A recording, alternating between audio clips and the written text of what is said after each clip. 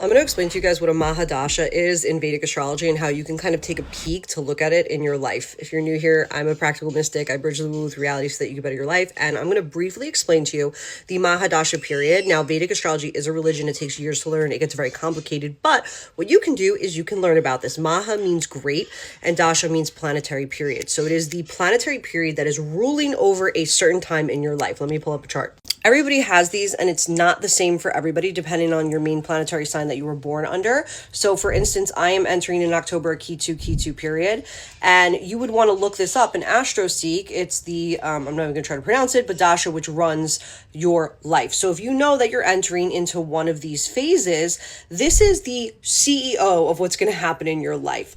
For a lot of people who go into Saturn periods, it's very restrictive and karmic. It might feel restrictive if you're not doing the groundwork getting into it. Same with the Ketu and the Rahu. If you're not aligning yourself and you haven't done the groundwork, these periods can feel very, very tough. Jupiter's a year of expansion. Venus is like the year of love. It's not a year because they have sub periods, but let's go a little bit deeper. As I was telling you, whatever Mahadasha period you're entering, that is going to give the flavor of whatever's happening for you, Venus being relationships and beauty. And the way that you're going to look at it is you can look at your D1, your D9, and your D20, which are different systems.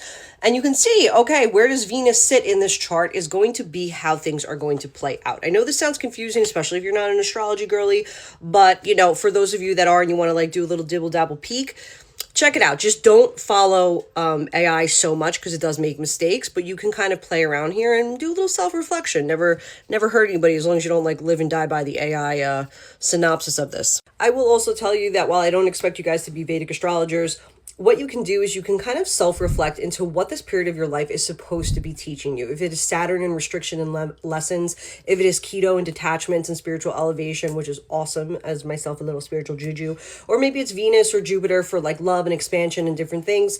Peeking at this chart can kind of give you some self-reflection for what's coming in your life. Remember, astrology doesn't determine who we are, what we're going to do, but it can help us grow and understand things in a fuller scope of the picture. If you have questions, let me know, and I will put in the captions just like a little step-by-step if you want to peek. Anyway, happy findings.